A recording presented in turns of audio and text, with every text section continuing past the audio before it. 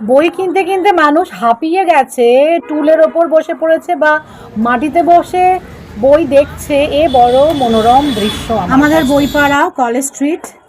সেখানে সুদূর বিস্তৃত সেই হিন্দু স্কুলের সামনে থেকে শুরু করে প্রেসিডেন্সি কলেজের সামনে, ক্যালকাটা মেডিকেল কলেজের সামনে শুধু বই আর বই, বইয়ের সমুদ্র, বইয়ের বিকিকিনি, আর সেখানে মানুষের ভিড়, সব বয়সী মানুষের ভিড় দেখার মতো।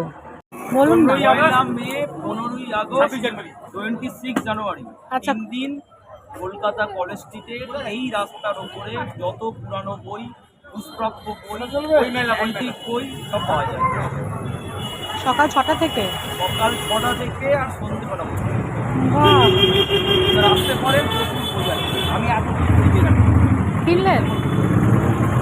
এত বই কিনলেন? আমার বাড়িতে একটা লাইব্রেরি আছে, আচ্ছা, 8,000 বই আছে সেখানে। কোথায় লাইব্রেরিটা? আমার বাড়ি সিঙ্গুরে, হুগলি জেলা সিঙ্গুরে। হ্যাঁ, সিংহ তো বিখ্যাত, কুখ্যাত যাই বলুন। বিখ্যাত নয়। হ্যাঁ।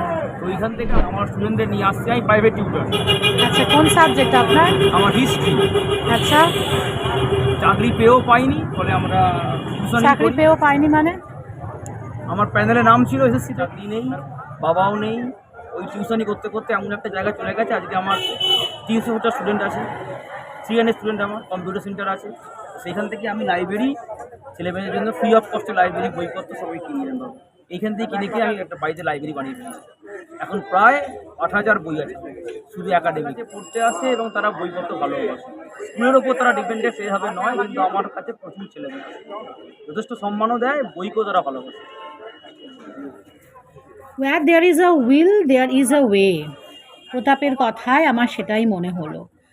আর বইকে ভালোবেসে, জ্ঞান অর্জনকে ভালোবেসে, পড়াশুনোকে ভালোবেসে মানুষ কত সমস্যা, কত না পাওয়াকে একটা সমাধানে বদলে ফেলতে পারে। সেরকমই তো গল্পটা আমরা শুনলাম, তাই না?